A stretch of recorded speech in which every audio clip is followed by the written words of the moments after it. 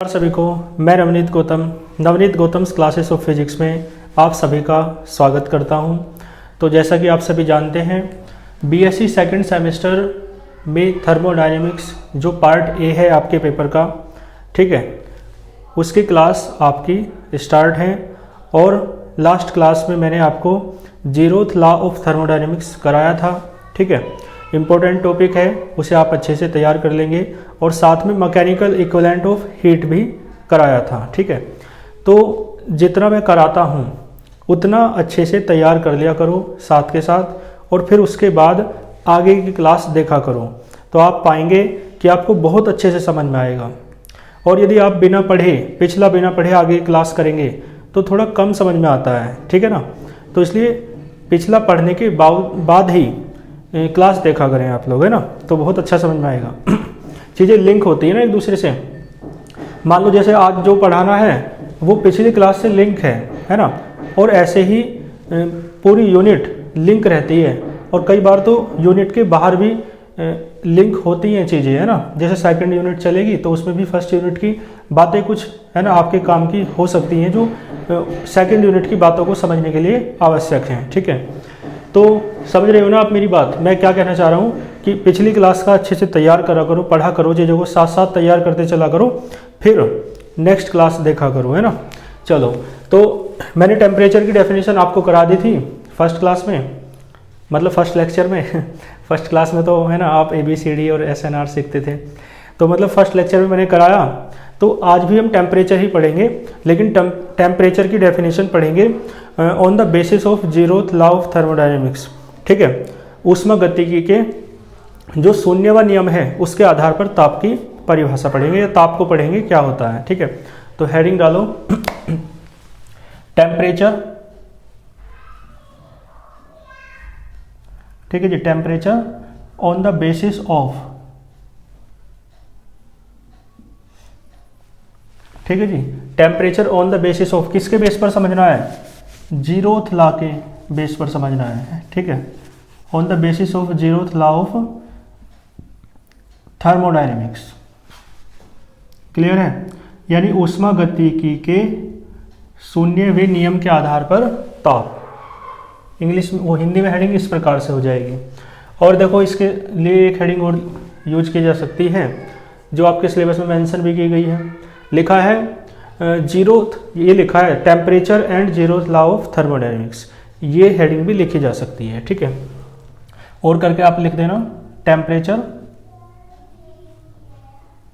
ठीक है, and zeroth law of thermodynamics, clear है। यानी टेम्परेचर तथा जीरोथ लॉ ऑफ थर्मोडायनेमिक्स, यानी ताप तथा ऊष्मागतिकी का शून्यवा नियम। बात समझ में आ रही है? तो इस तरीके से दो हेडिंग, है ना, से आपका क्वेश्चन बन सकता है।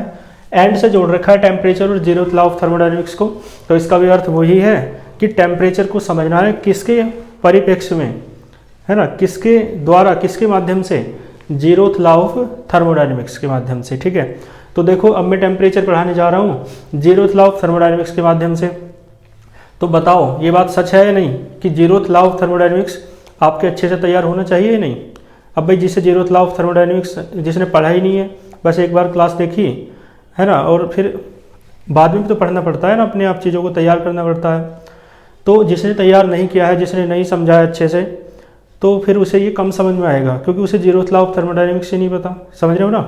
तो इसलिए ये बात जो मैं कह रहा हूँ आप इसे लागू करो।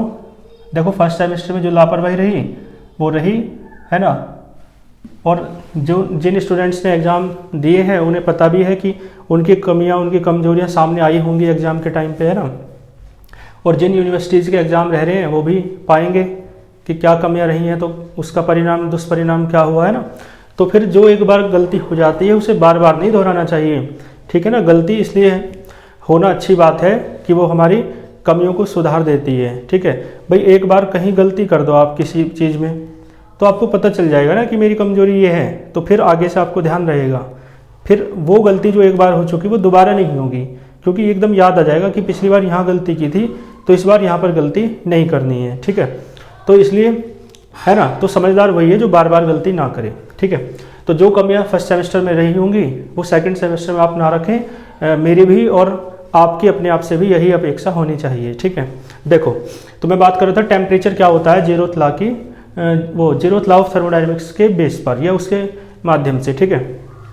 तो इसमें एक लाइन लिखना आप क्या लिखोगे, लिखना temperature can be defined, temperature को परिभाषित किया जा सकता है ताप को किसके आधार पर, जीरोथ लॉ ऑफ थर्मोडायनेमिक्स के आधार पर, ठीक है।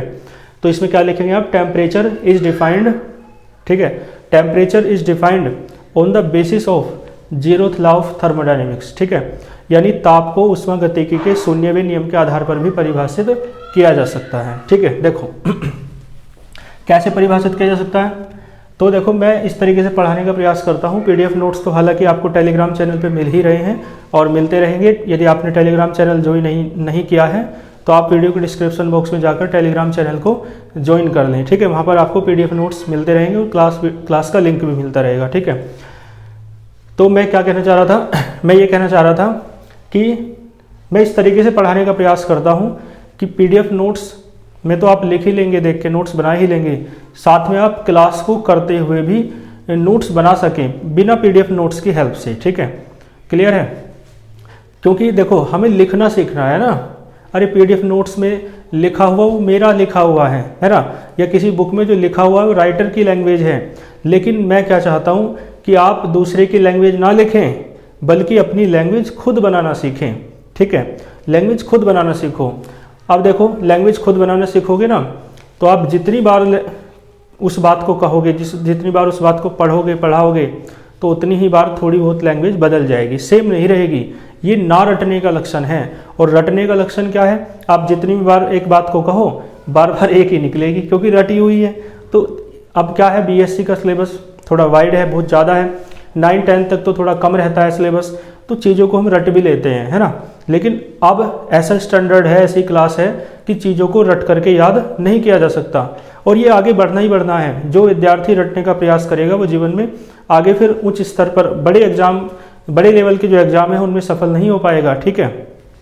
तो जो बड़ी परीक्षाएं होती हैं, चाहे यूपीएससी की हो, चाहे यूपीपीएस मतलब पीएस स्टेट पीसीएस की हो, जो आंसर राइटिंग के ऊपर बेस रहती हैं परीक्षाएं, है ना। तो वे परीक्षाएं जो होती हैं आपकी, वो आपके अंदर एक ऐसा व्यक्तित्व खोजना चाहती हैं कि वो स्टूडेंट खुद उत्तर लिखना जानता हो, है ना, प्रश्न का उत्तर अपने आप लिखना जानता हो, बल्कि किसी गाइड से या किसी किताब से, है ना, रटा रटाया उत्तर लिखे, तो ऐसा व्यक्ति सफल नहीं हो पाता है उन परीक्षाओं में, ठीक है। तो इससे ये पता चलता है कि लिखने का जो कौशल है, आंसर राइटिंग का जो एक गुण है आपके अंदर, वो होना ही चाहिए यदि आपको जीवन में सफल होना है तो, ठीक है। तो मैं इस तरीके से बात कर रहा था, मैं पढ़ाने का प्रयास करता हूँ कि आप चीज़ों को खुद लिखना सीखें, ठीक है, कॉन्सेप्ट को समझ करके। और ये काम आप मेरे कहने से करा करो अपने आप। जैसे मान लो कोई टॉपिक मैंने पढ़ाया तो आप उसे लिखने का प्रयास करा करो अपने आप, ठीक है, मतलब अपनी लैंग्वेज में, ठीक है। मैं क्या कहना चाह रहा हूँ आप समझ चुके होंगे। आइए टॉपिक कर लेते हैं। मैंने कहा एक लाइन इसमें लिखनी है आपको कि temperature is defined on the basis of zeroth law of thermodynamics, ठीक है। टेम्परेचर मतलब ताप ऊष्मागतिकी के शून्यवें नियम के आधार पर परिभाषित किया जा सकता है। तो देखो कैसे परिभाषित किया जा सकता है।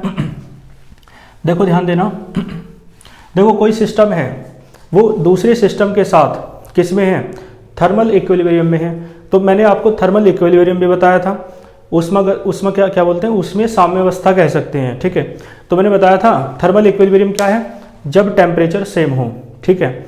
तो थर्मल इक्विलिब्रियम क्या होता है, जब टेम्परेचर सेम हो। और जब टेम्परेचर सेम होता है ना तो अपने आप ही जो सिस्टम है दोनों वे किस में कहलाएंगे, थर्मल इक्विलिब्रियम में कहलाएंगे, ठीक है। तो लिख लेते हैं। देखो मैं कहना चाह रहा हूं सभी सिस्टम्स, ऑल द सिस्टम्स,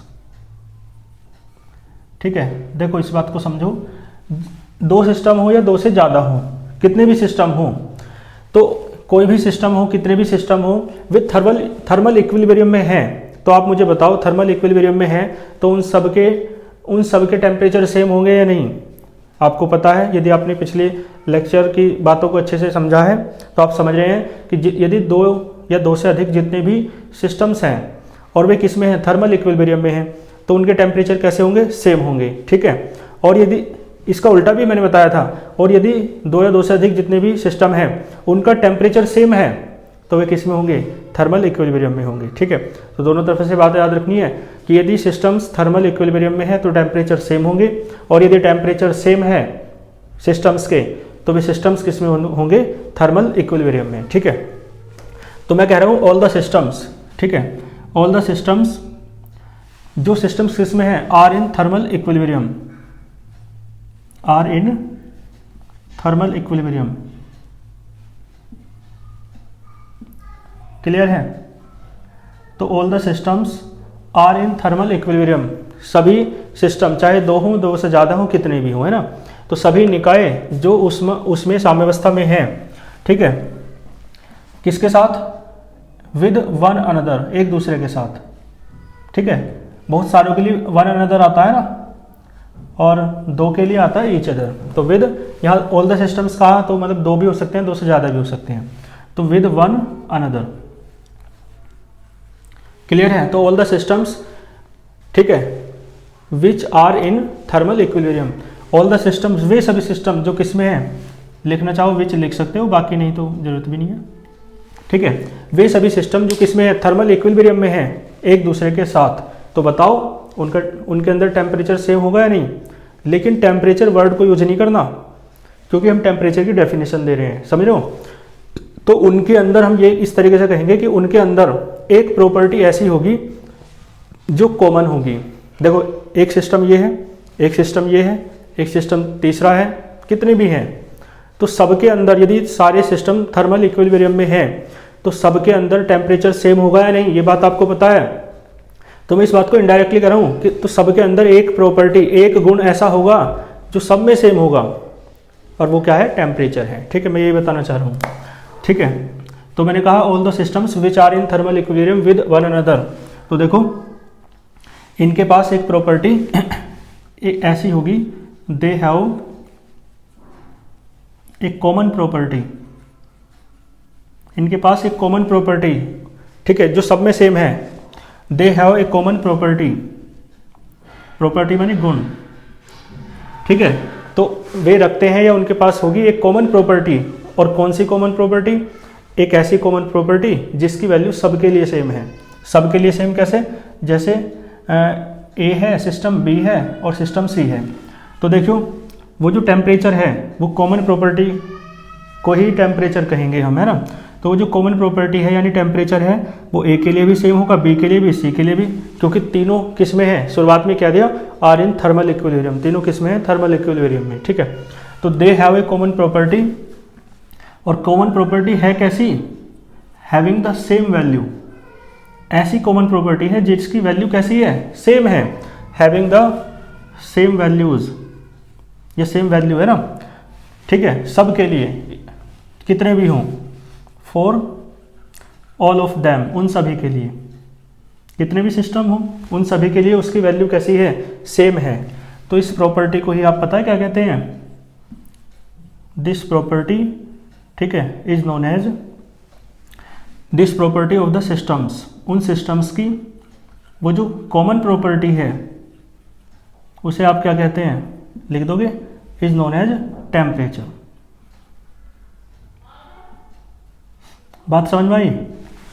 ठीक है भैया, मैं बात जो बताना चाह रहा था वो बिल्कुल सिंपल है।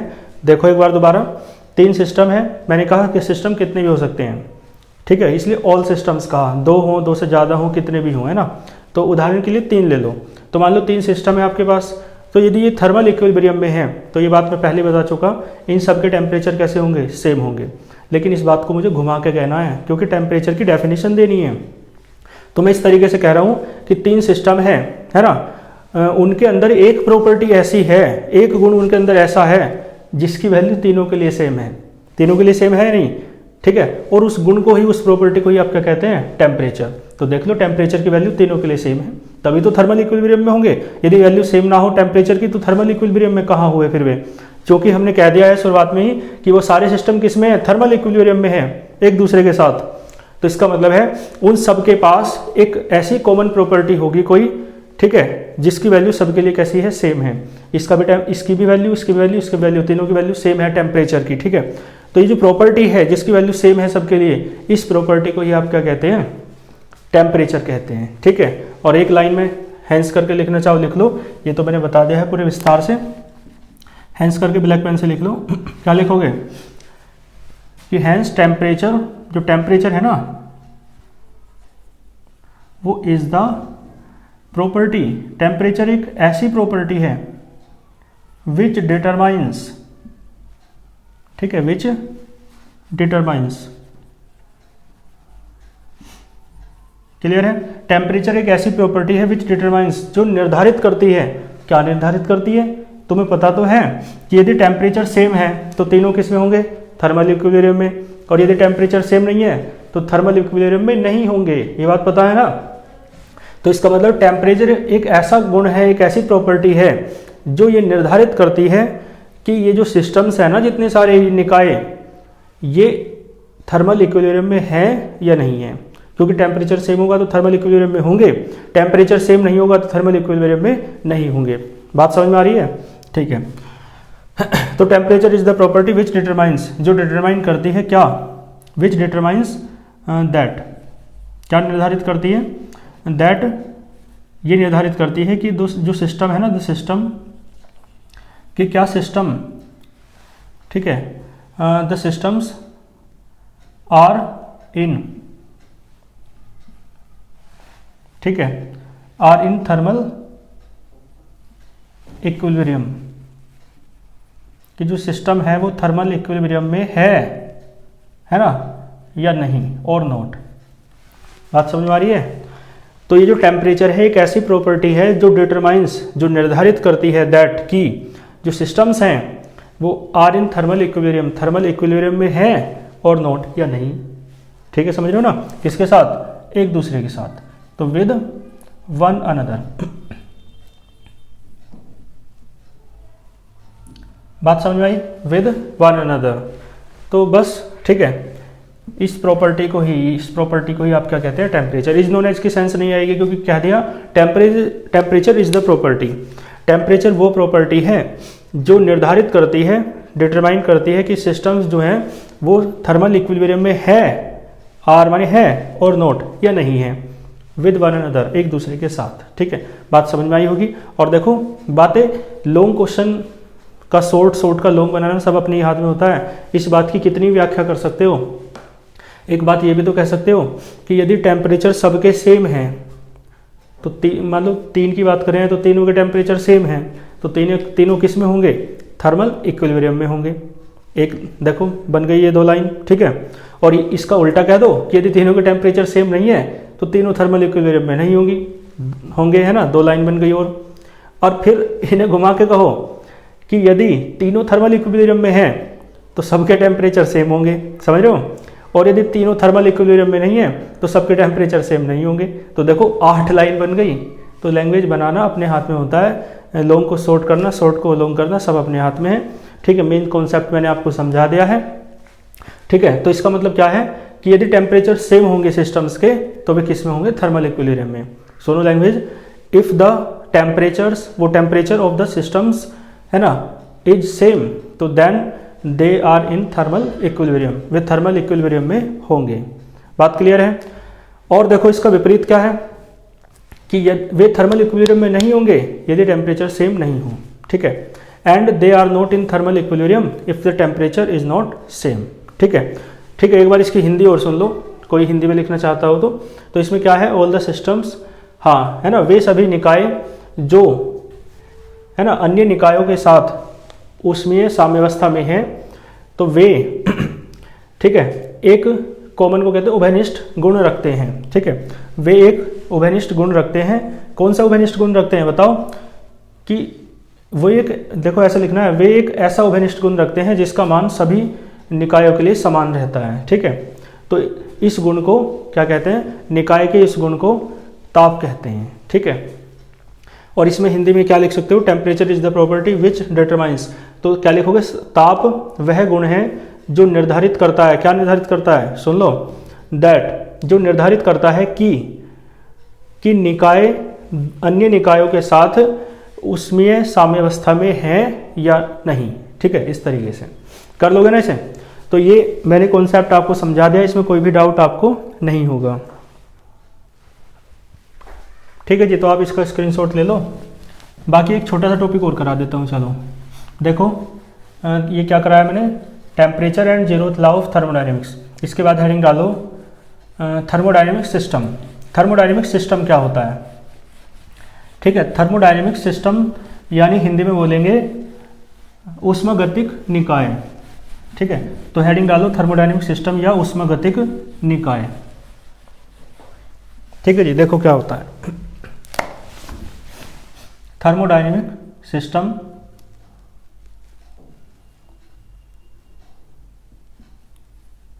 या इसका हिंदी में नाम क्या हो जाएगा, ऊष्मागतिक निकाय। देखो क्या होता है, ध्यान देना। ठीक है, मैं लिख देता हूं लिख करके आपको बता देता हूं, ध्यान देना।